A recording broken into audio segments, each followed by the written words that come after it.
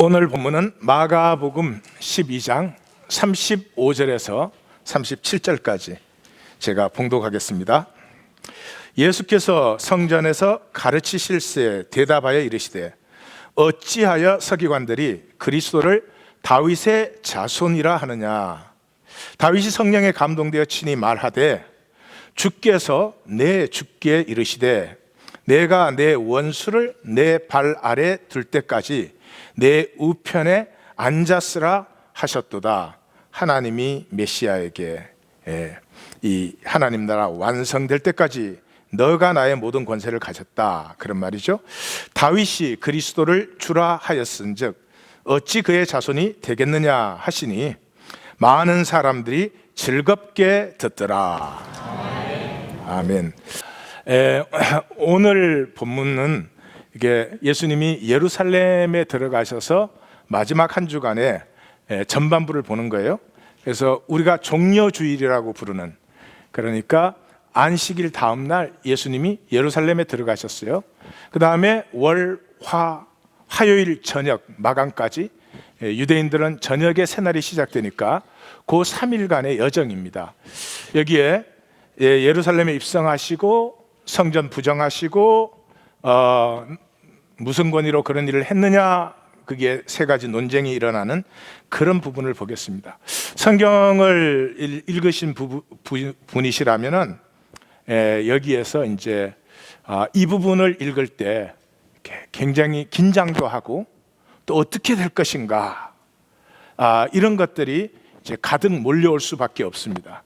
왜냐 그러면 유월절을 향하여 예수님이 예루살렘에 입성했거든요.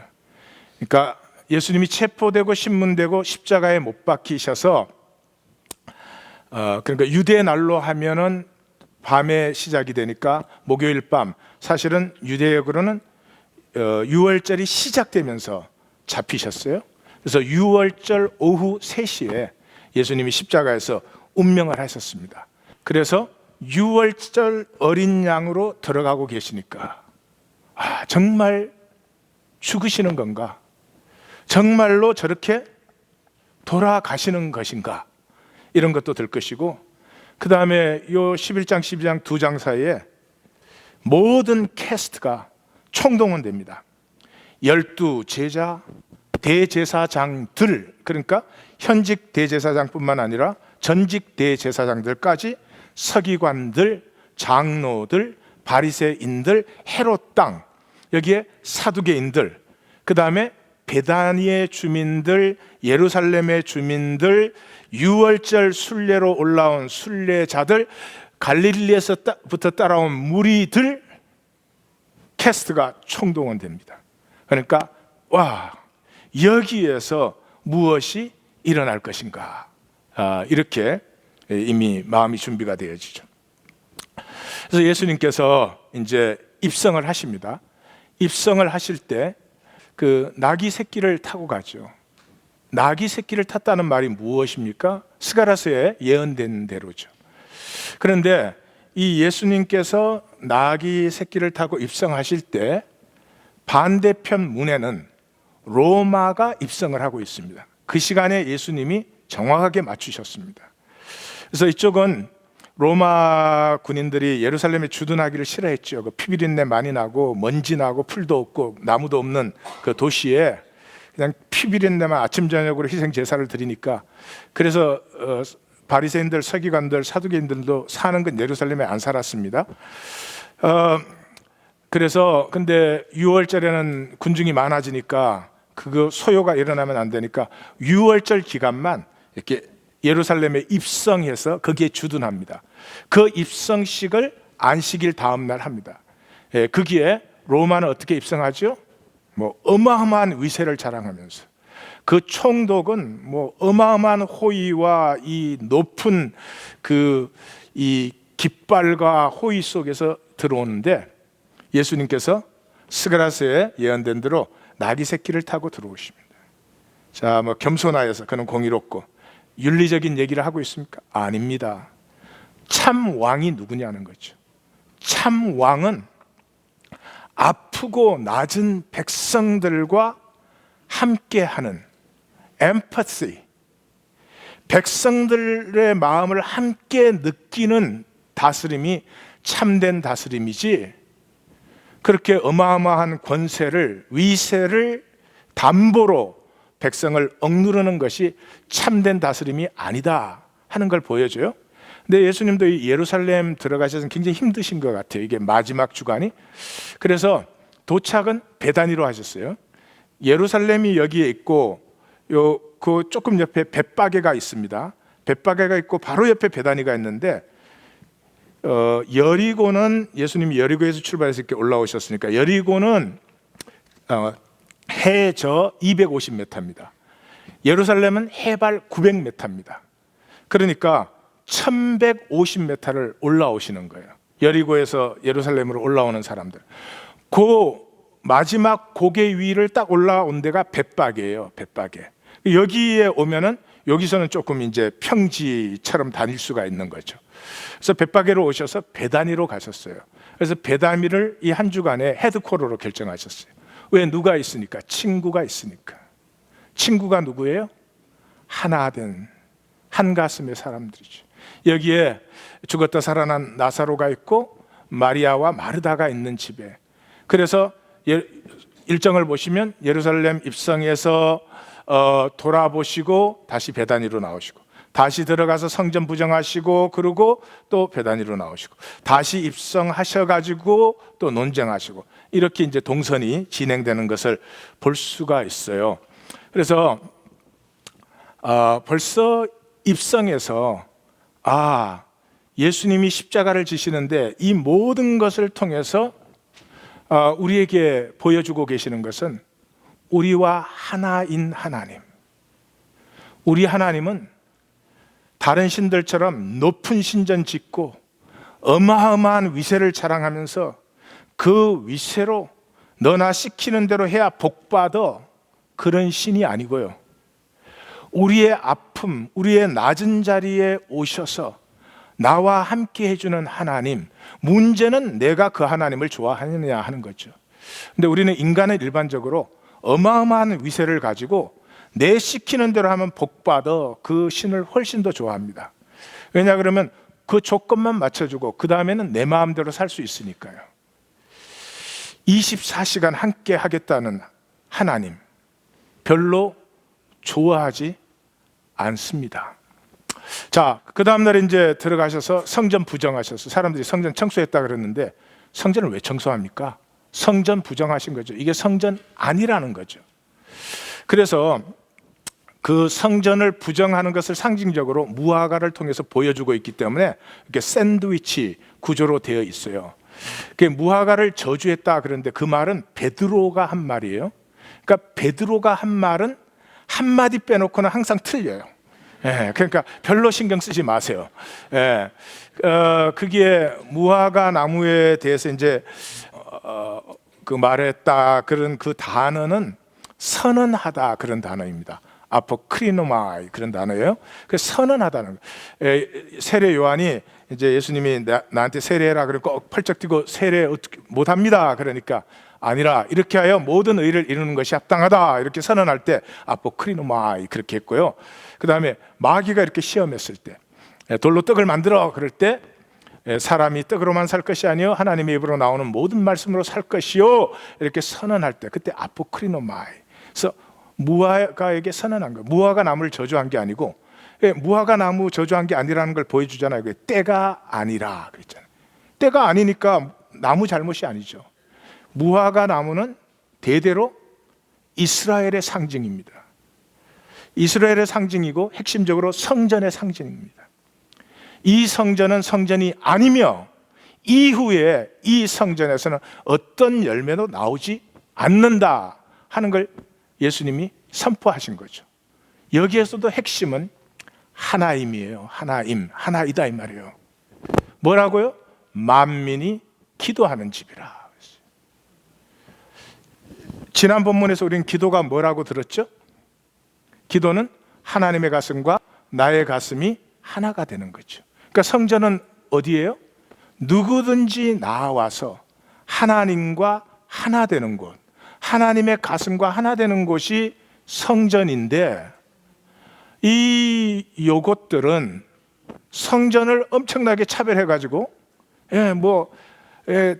특별한 제사장만 들어가는 뜰, 제사장 들어갈 수 있는 뜰, 남자 들어갈 수 있는 뜰, 남자가 먼저. 아멘이 전혀 없으시구만.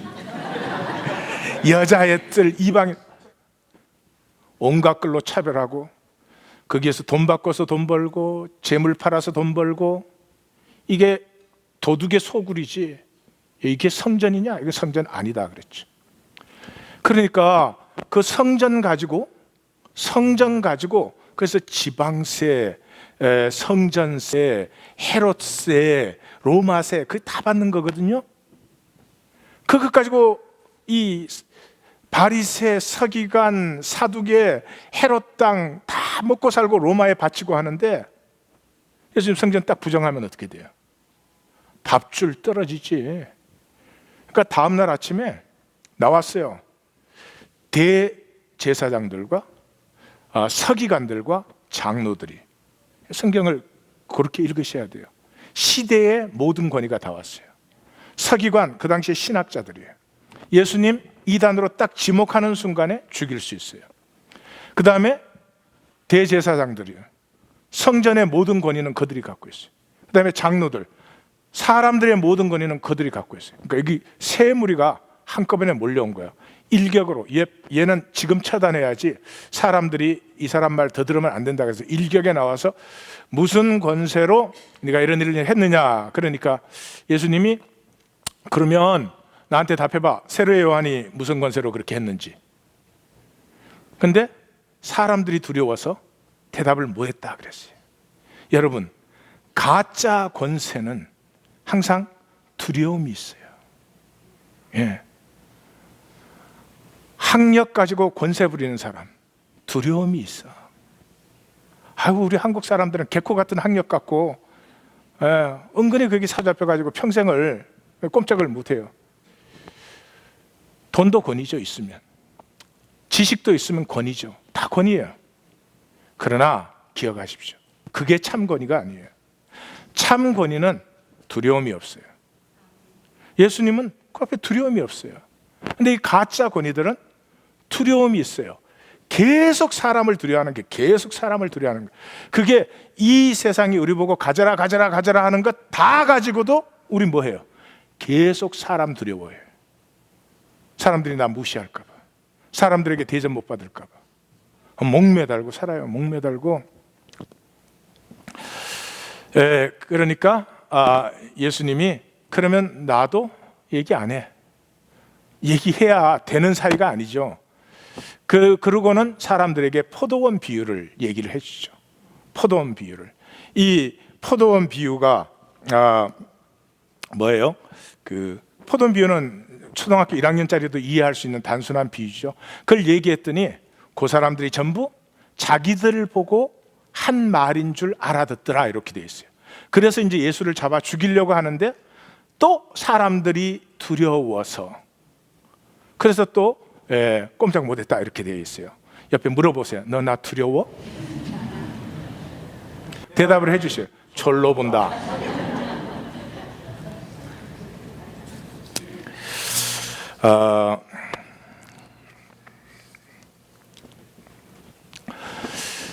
예수님이 이제 그렇게 포도원 비유를 하니까 이제는 예수님을 이제 잡지 않고는 안 되죠.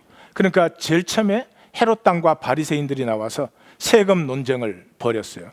세금 논쟁을 벌이니까 예수님이 가이사에게 세금을 내야 됩니까? 안 내야 됩니까? 이거 이제 역사적인 배경이 있죠. BC 62년에 폼페이오스가 로마 모든 관할 지역은 세금을 데나리온으로 내어라. 데나리온은 로마 은하예요.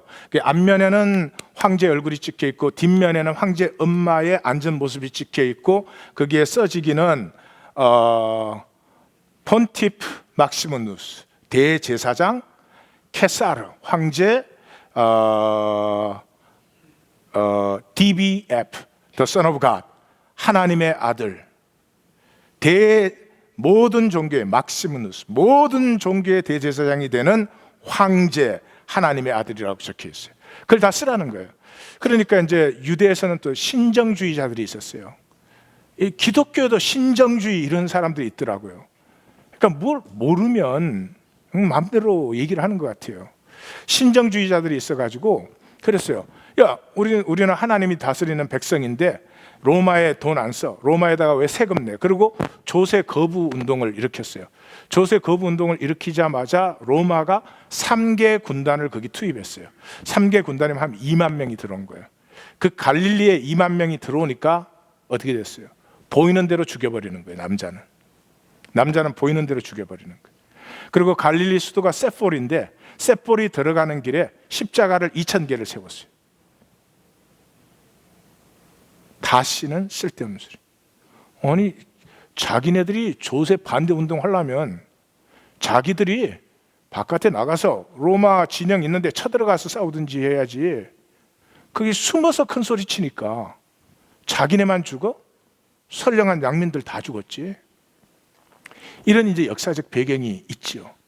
그러니까 이제 물은 거예요. 세금 내야 됩니까? 이게 참 안타까운 거죠. 여러분, 가이사한테 세금 뭘 내야 되고 안 내야 되고가 어디 있어요? 예수님 답변 그러죠. 가이사의 것은 가이사에게, 하나님의 것은 하나님의 것. 하나님의 것이 뭐예요? 목숨이 하나님의 것이에요. 목숨이. 내 생명을 하나님의 뜻을 위하여 살고 있다면, 이거 종교적으로 이해하시면 안 됩니다. 하나님의 뜻을 살면 하나님이 내게 주신 생명을 내가 활짝 피우고 열매가 풍성해서 그 열매를 만민에게 복으로 나누는 것이 하나님의 뜻이에요. 내가 하나님의 뜻을 살고 있다면 가이사에게 세금 줄 때 되면 주면 되고 안 줄 때 되면 안 주면 되지 뭐. 그게 무슨 스탠다드, 무슨 표준이 돼요?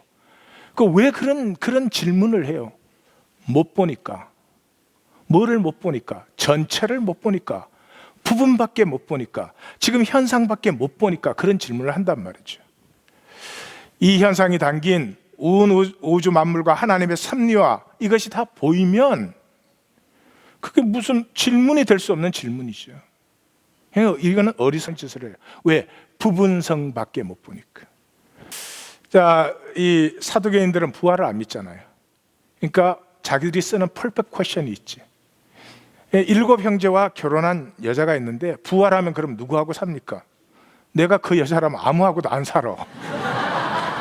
답이 간단하지 않아? 아이고, 이렇게 못 보면 질문 자체가 어리석은 질문이에요.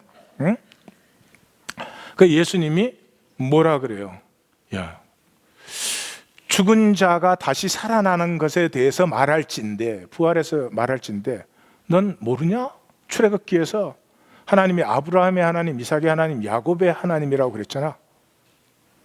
그러면 하나님이 그 사두개에는 부활이 없으니까 아브라함과 이삭과 야곱은 지금 살아 있습니까? 죽어 있습니까? 죽어 있죠. 근데 하나님이 내가 아브라함의 하나님이다 그랬으면 하나님과 함께한 아브라함이 죽어 있을 수 있습니까? 없습니까? 죽어 있을 수 없지요. 하나님과 함께 했다, 하나라는 것 자체가 살아있는 거지, 하나님과 떨어졌다는 자체가 죽음을 사는 거죠. 죽은 게 아니고 죽음을 사는 거예요. 그 말씀 생각 좀 해보세요. 그러니 산 자의 하나님이지 죽은 자의 하나님이 아니야. 뭐가 부활이 있고 없고. 얘들아, 이 현상 세계가 잠깐 지나가고 본질 세계가 올 때, 아니, 남편 아내가 어디 있어? 부모 자식이 어디 있어요? 이건 현상에 있는 동안에 우리에게 생명길을 가르쳐 주려는 하나님의 섭리예요. 생명 세계에 들어가면 모두가 하나지. 모두가 하나죠. 그걸 못 보니까 그런 질문을 하는 거예요. 어리석기 짝이 없죠. 세 번째 이제 계명에 대해서 질문이 들어와요. 여기에서 이제 파격이 일어나요. 파격. 그러니까 패턴이 바뀌잖아요. 지금까지 예수님이 말씀하시면 이것들이 항상 시비 걸었잖아요. 항상 시비 걸었는데 요 계명에서만 서기관이, 그 앞에서는 다른 서기관들이 붙잡으려고 질문했다 그렇게 돼 있는데 그 말이 없고 예수께서 잘 대답하심을 보시고, 우리 번역은 대답이라고 해서 뭐 물었어야 대답을, 묻지도 않는데 무슨 대답이라고 번역. 거기 똑같아요. 아포크리노마이. 예수님이 잘 선언하는 걸 보시고 그래서 물었어요. 무엇이 첫째 되는 계명입니까? 그랬더니 유대인들은 뭐 2000년을 들으라 이스라엘아, 내 하나님 여호와는 오직 한 분이신 유일하신 여호와시니 마음을 다하고 성품을 다하고 힘을 다하여 주 여호와 너의 하나님을 사랑하라. 이거 유대인이면 이게 자기 이름보다 더 박혀 있는 것이죠. 그런데 그 말을 그렇게 반복하면서 그 말의 본질, 뜻은 생각도 안 해봐요. 생각도 안 해봐. 여러분, 하나님이 한 분이시면 세계가 몇 개쯤 있을까요? 하나님이 한 분이시면 세계가 몇 개쯤 있을까요? 하나의 세계밖에 없죠. 하나의 세계밖에 없어요. 그 하나의 세계 속에 두 개의 부류가 있어요. 하나님과 하나 된 부류가 있고 하나님과 하나 되지 않은 부류가 있고, 그럴 뿐이에요. 하나님이 한 분이시면 온 세계가 하나죠. 그럼 우리가 다 하나인 거죠. 하나님 사랑하라, 이웃을 사랑하라 그럴 때 무슨 윤리적으로 노력해 달라, 종교적으로 이렇게 해라 그런 얘기예요? 그렇게 하라고 한다고 됩니까? 아니요. 사랑한다는 것이 하나예요. 우리는 자식 사랑하잖아요. 이 현상에 있는 동안은. 자식을 하나로 느끼니까 마음을 다하고 목숨을 다하고 뜻을 다하고 힘을 다해서 사랑하고도 부족하게 느끼는 거잖아요. 그러니까 그 사랑하라는 말이 우리 보고 노력해서 사랑하라는 말이에요? 한 분인 하나님 안에서 우리 이 모든 세계가 하나다 그런 뜻이에요. 하나다. 네. 옆에 분에게 좀 다에다 액센트를 넣어갖고 하나다 그렇게 한번 해보세요. 대답을 해주세요. 그럼 지갑 좀 주라. 그봐, 하나가 아니지. 대번에 증명되잖아요. 그래, 이 서기관은 찾는 분이었던 것 같아요. 찾는 분이었던 것 같아요. 설교 듣는 사람은 이런 일이 일어날 수 없어요. 설교 듣는 분들은 세 부류가 있어요. 첫째 부류, 한 주 내내 기도도 안 합니다. 별로 기대도 안 합니다. 주일 아침이니까 가긴 가야 되겠다 그래서 덜렁덜렁 옵니다. 여기 내가 왜 오느냐 그것도 생각 없습니다. 안 씁니다. 그래서 설교를 듣죠. 설교 들으면 그때 좀 느끼는 게 있죠. 그런데 그걸로 끝납니다. 길가밭. 말씀의 씨는 분명히 뿌려져요. 그런데 즉시로 사탄이 먹는다. 예수님 그렇게 설명하시죠. 두 번째 부류가 있어요. 이제 예배 위에서 아침에 잠깐 기도라도 합니다. 그리고 은혜를 받아야 되겠다. 하나님 은혜를 주십시오. 이런 마음으로 나오죠. 그 마음은 말씀을 받아요. 예수님이 기쁨으로 받는다 그랬어요. 이 구함이 있었기 때문에 기쁨으로 받아요. 근데 기쁨으로 받는데 즉시로 말라버린다. 뿌리가 없어서. 그래서 이 돌짝밭이요. 이거를 친교실 신앙이라 그러는 거예요. 예배실에서 친교실까지 가는 사이에 놀라운 역사가 일어나는 거예요. 그러니까 친교실 도착하면 그냥 친교실에 도착하셨으면 받은 말씀을 선포해야 돼요. 그래야 내게 되는 거죠. 그래야 내게 돼요. 근데 친교실 도착하자마자 세일이래, 세일, H마트가. 그러니 주님이 영광을 받으시는 게 아니고 H마트가 영광을 받으시는 거예요. 그 다음에 이제 세 번째, 설교 듣는 중에서는 가장 잘 듣는 분들이에요. 토요일 저녁 되면 기도도 하고 하나님 앞에 바라고 정말 내 삶이 좀 새로워졌으면 좋겠다는 기대도 있고 그렇게 옵니다. 그리고 대부분은 늦지 않습니다. 늦으시는 분은 물어볼 것도 없이 길가냐 돌짝이냐 둘 중에 하나예요. 그러니까 지금 너무 고민하지 마세요. 가시덤불 밭이에요. 그래서 말씀을 받으면 싹도 트고 뿌리도 내린대요. 근데 예수님 말씀에 세상 염려와 돈의 유혹이 들어오면 싹 없어져. 그러니까 그분은 돈이 하나님보다 약간 세셔. 싹 없어져요. 거기는 열매 없죠. 평생을 다녀야 열매가 없어요. 30배, 60배, 100배의 열매는 계시를 만날 때, 설교를 듣는 게 아니고요. 성도님들이 오늘 이 시간에 여기서 예배 드릴 걸 하나님은 아셨을까요? 모르셨을까요? 아셨죠? 그러면 성도님들 자신을 위한 말씀이 제가 전하는 메시지 속에 들어있어요. 그걸 만나요. 만남을 사모하고 나오기 때문에 만나요. 그 계시를 만나면 어떤 일이 있을까요? 계시를 만나면 쪼개어져요. 어찌할꼬. 계시는 항상 진실은 아픈 거예요. 부부 사이에도 진실은 함부로 못 나눠요. 아프기 때문에. 근데 하나님의 진실이 나에게 딱 나타나요. 엄청 아픕니다. 상하고 통해하는 심령이 돼요. 근데 복은 뭐예요? 그게 쪼개어질 때마다 생명이 새로워져요. 예.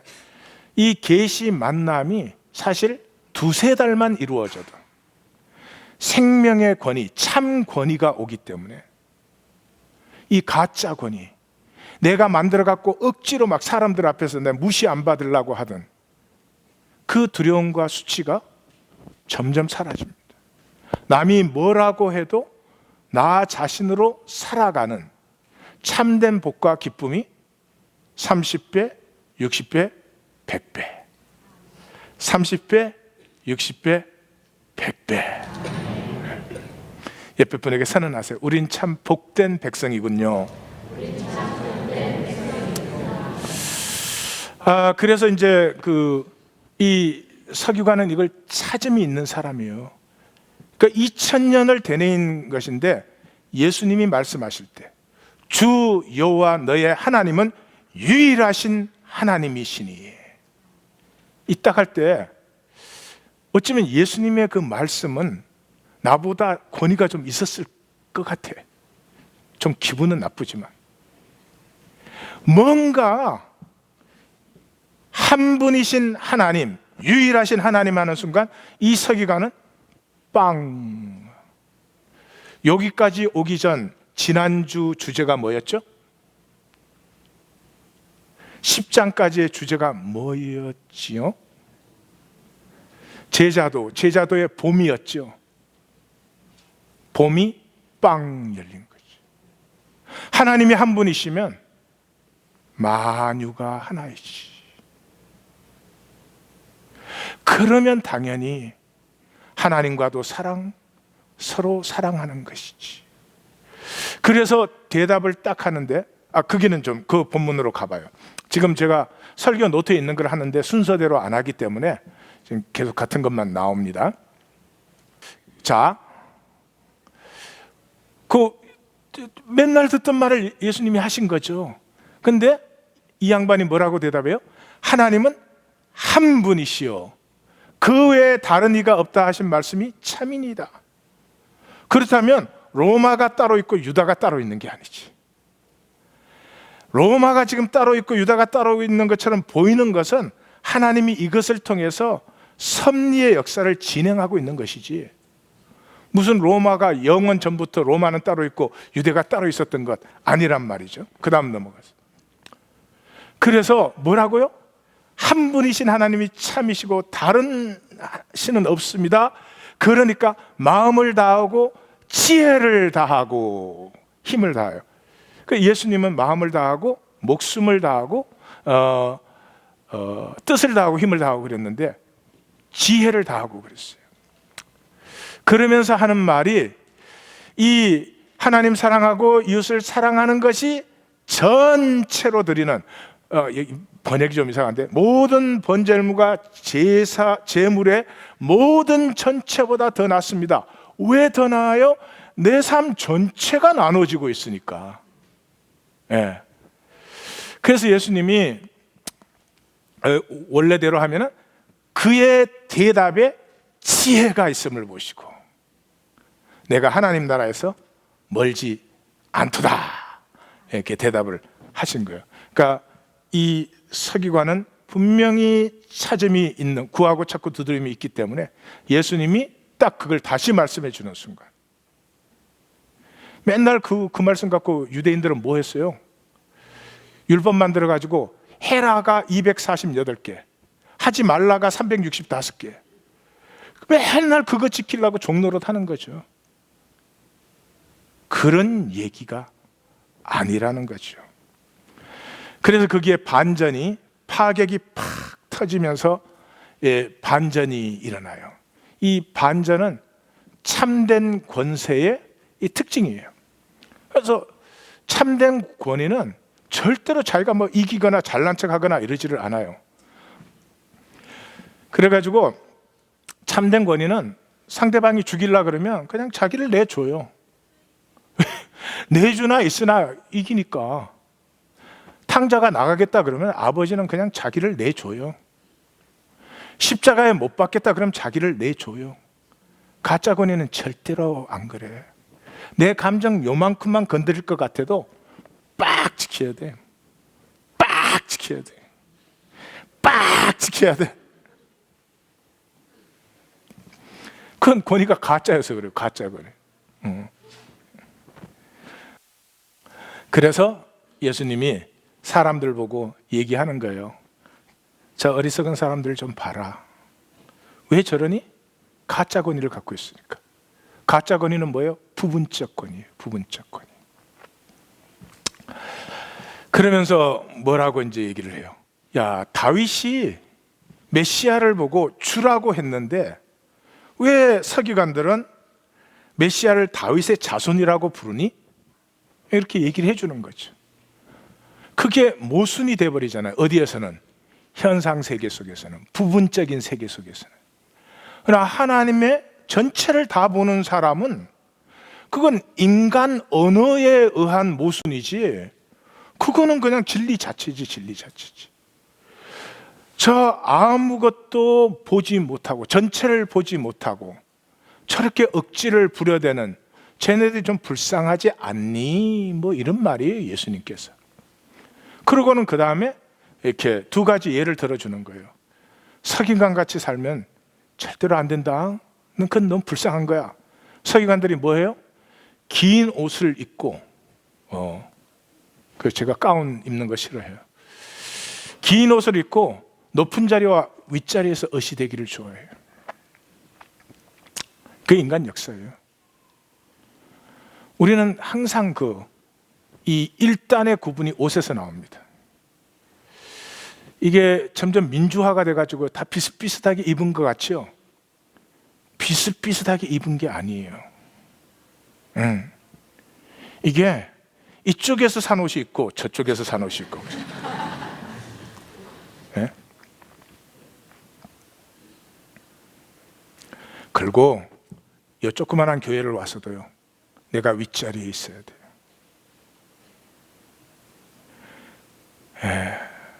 내가 조금이라도 고상한 영으로 꿀리는 것 같으면 감당이 안 됩니다. 서기관 같이 사는 건 정말 어리석은 일이야. 절대로 그렇게 살지 말아라. 누구같이 살아라? 가난한 과부처럼 살아라. 또 이거 잘못 이용해가지고 그래서 전 재산을 이 연보로 드려라. 할렐루야. 이 기독교는 이래요. 여러분이 연보 드리는 게 저한테 눈꽃만큼이라도 이익이 됩니까? 조금 교회 뭐 운영하는데 편안해지고, 그것도 우리 교회는 뭐 제가 운영을 안 하니까 운영하기는 뭐 우리 직분자들이 편해지겠지. 그럼 직분자들이 나를 조금 더 존경의 눈으로 바라보겠지. 이 세상은 돈이 권이니까. 돈이 많이 들어오면 이렇게 목회해 보면 이상해요. 연보가 줄어들면 이상하게 그 목회자의 기가 눌려요. 나는 굳세게. 아니, 그런 걸 우리가 살면서도요 모르는 척해요. 그렇지 않은 척. 왜 전부 척으로 돼 있으니까 세상은. 그런 말이 아니고 이 과부는 하나님과 하나됨을 누리는 사람이에요. 2렙돈이면 한 끼 식사 겨우 돼. 그거 드리면 다음 끼 굶어야 돼. 뭐를 굶어? 이때까지 주시는 것도 하나님이 주셨지.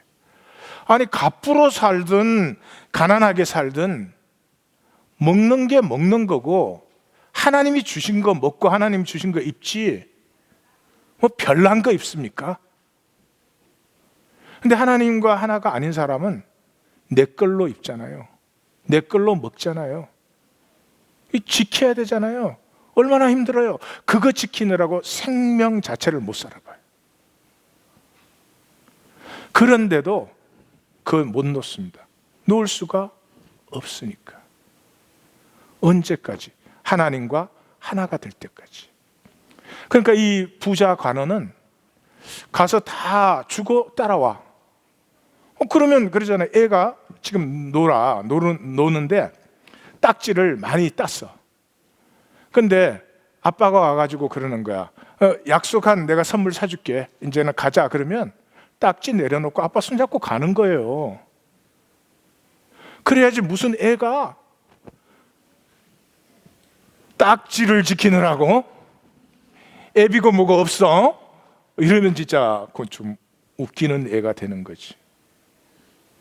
여러분, 부자 관원의 얘기를 들을 때 가서 모든 것을 팔아서 가난한 자에게 주고 나를 쫓아라 그럴 때 야, 그건 말이 안 되지.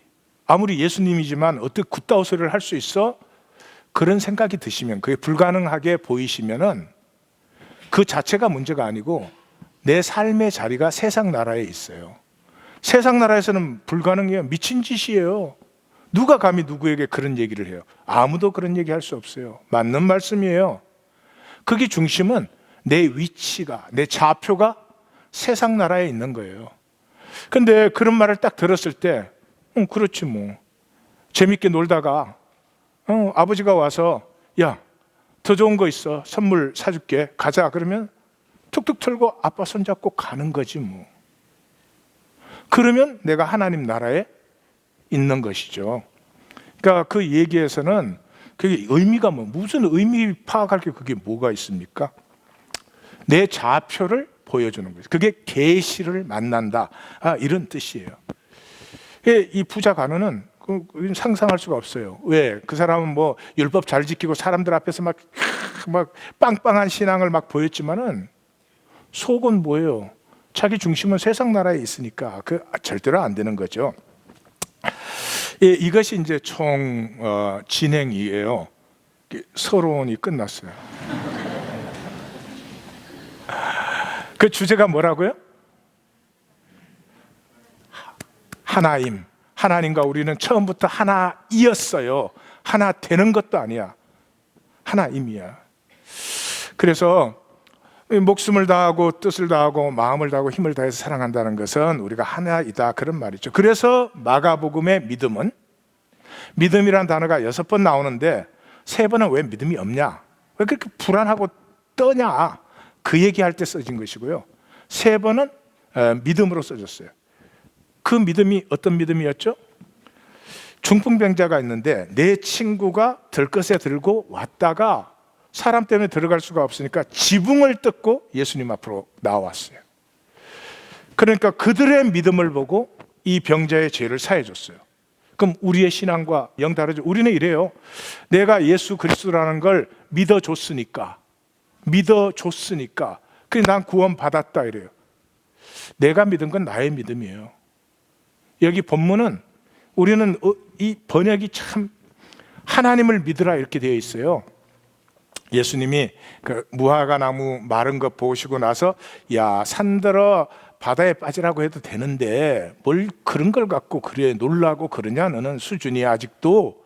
그러면서 하나님의 믿음을 가지라. 하나님의 믿음을 가지라. 그걸 우리는 어색하니까 하나님을 믿으라 이렇게 번역을 해놨어요. 그 하나님의 믿음이 뭐예요? 그 내가 믿은 건 내 믿음이지. 하나님의 믿음은 어떤 거예요?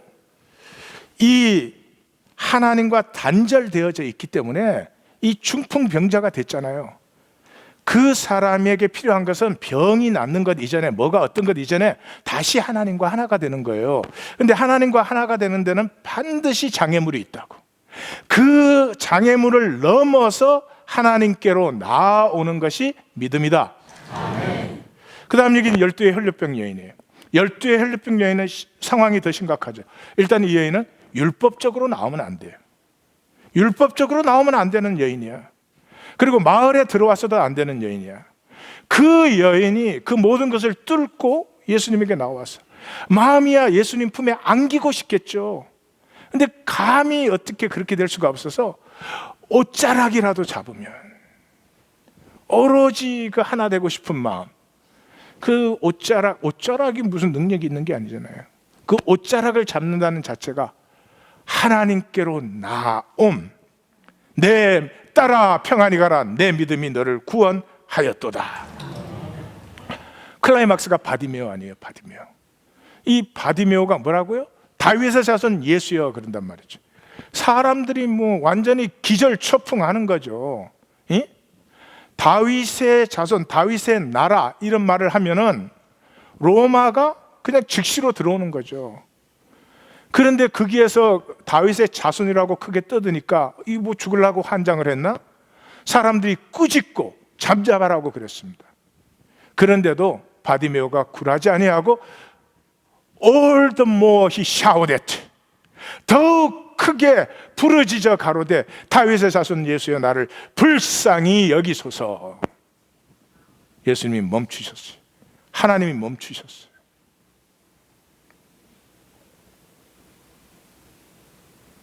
믿음은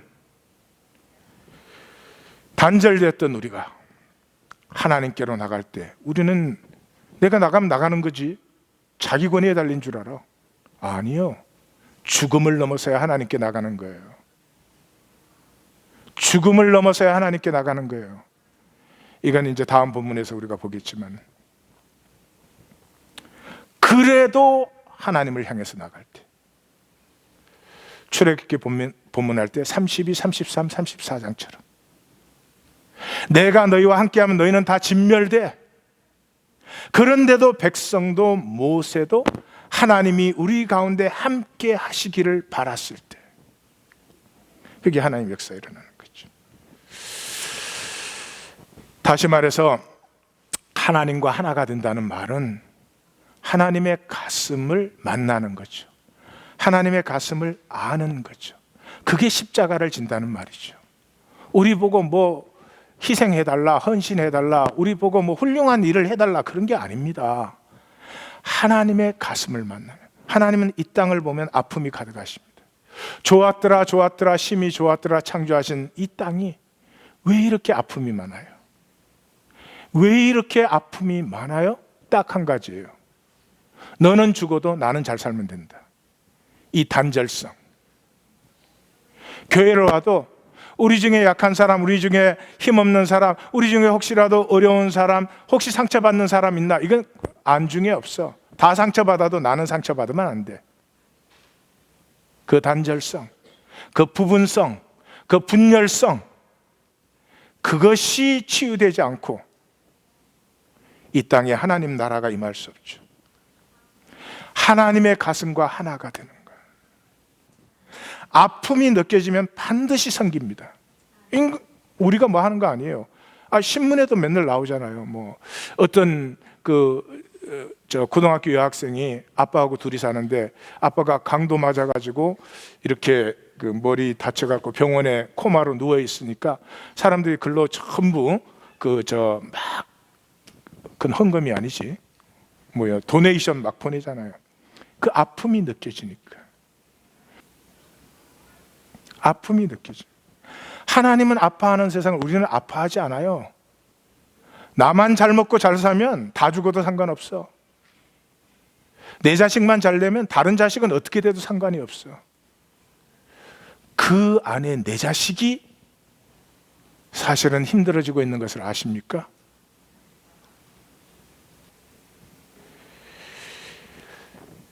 그것을 주인의식이라고 합니다.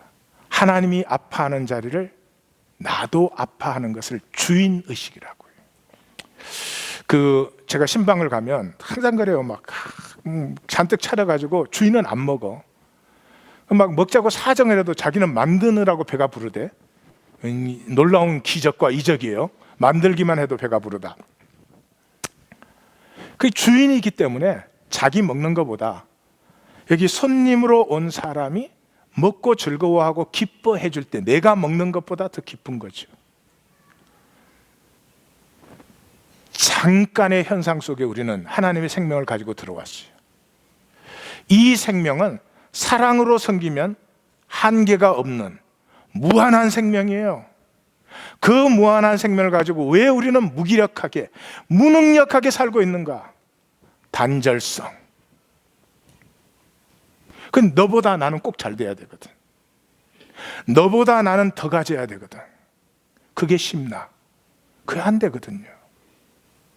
그러니까 대부분은 심각한 무기력증 속에서, 그래서 막 맥시멈으로 자기를 무장해요. 맥시멈으로 막.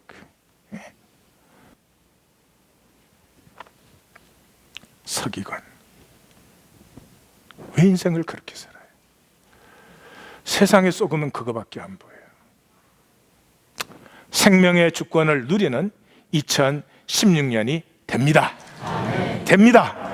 이 저주받은 겉사람은 벗어지고 속사람이 피어납니다. 옆에 분에게 속사람 한번 보여주세요. 이렇게. 네.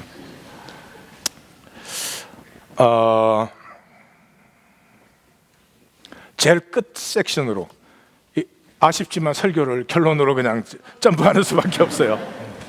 표정들이 전혀 아쉽지 않군요. 지혜 제일 마지막 섹션, 지혜 총체성. 지난주 제자도 섹션의 주제가 봄이었죠. 뭐를 봐요? 한 분이신 하나님. 그러므로 만물이 하나인 것이 보여야 됩니다. 이것이 보일 때까지는 부부 간에도 서로 잘나려고 합니다. 부부 간에도 내가 너보다 못하게 되어서는 안 돼. 그러니 자녀를 어떻게 길러내겠습니까? 생명은 하나도 모르고 그저 남에게 안지는 자녀. 안지면 행복합니까? 안지면 불행합니다. 맞고 사는 기쁨을 알 수가 없습니다.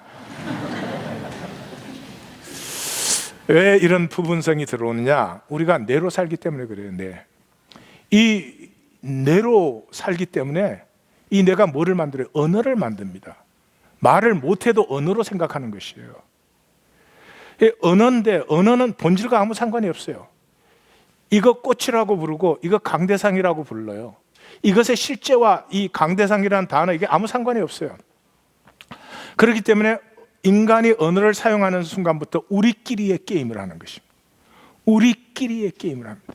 이 광활한 하나님의 세계에 인간이 만든, 인간이 게임하는 세계는 좁쌀보다 작은데 그게 전부가 되면 그때부터 삶은 저주가 됩니다. 절대 질 수 없으니까요. 어떻게 하든 남보다 잘나야 되니까요. 어떻게 하든 남보다 더 가져야 되니까. 더 가져야 하나 행복하지 않아. 게임 속에 있을 뿐이지. 그게 전체가 아니잖아요. 우리가 뇌로 아는 것은 전체가 아니잖아요. 모르는 부분이 더 많습니다. 그럼 어떻게 되죠? 모르는 부분은 반드시 불안과 두려움을 주죠. 삶에서는 불안과 두려움이 임하고 존재적으로는 수치스러워져. 그럼 자꾸 거짓 권위가 필요해져. 이 불안과 두려움을 숨길 거짓 권위가 필요해져. 어제 우연히 봤는데 이 박사학위는 이 옆에 가운에 줄이 3개입니다. 근데 어떤 목사님이 줄을 4개 했더라. 내가 4개 하려고 그랬는데 그냥 내 거는 5개. 다음 주에 제가 5개 하고 나올 테니까 여러분.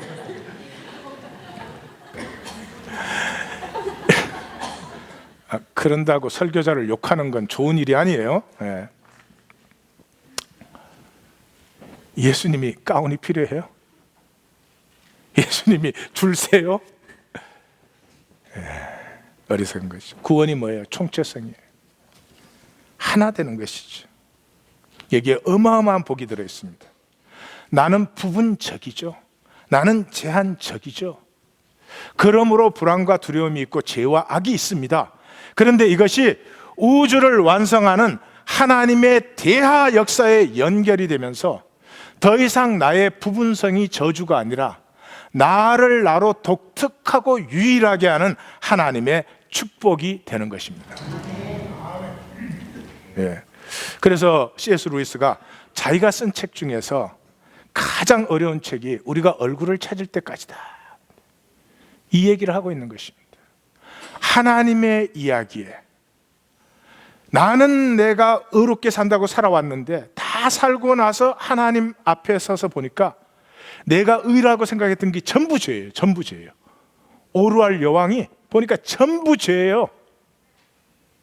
근데 그걸로 끝나면 저주인데 하나님과 하나가 됐기 때문에 그 모든 죄와 악이, 그 모든 이기성이 하나님에 의해서 하나님의 모든 선하심으로 지나가면서 덮으셔서 하나하나가 복된 생명의 열매가 되는 거죠. 이 부분성에서 탈출하는 길은 딱 한 가지밖에 없어요. 설교 들어서 안 돼요. 설교는 뭘로 들어요? 생각으로 듣죠.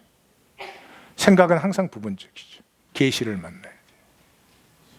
계시는, 하나님의 진리는 부분이 될 수 없죠. 부분으로 쪼갤 수가 없죠. 총체적인 만남이 그냥 하나님과의 만남이에요. 애가 아버지 만날 때 아버지 요쪽 면 만났다 이래요? 그냥 아버지 만난 거죠. 그렇게 계시를 만날 때 영적 좌표가 드러나요. 아까 제가 그랬죠?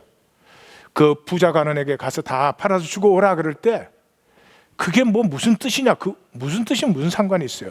그 말씀을 계시로 만나면 나의 영적 좌표가 딱 발견되어지는 거죠. 아담 보고 뭐라 그랬어요? 죄 지은 다음에 내가 어디에 있느냐 그랬어요. 가인이 아벨을 죽인 다음에 내 아우가 어디에 있느냐 그랬죠. 영적 좌표가 딱 드러나는 거죠.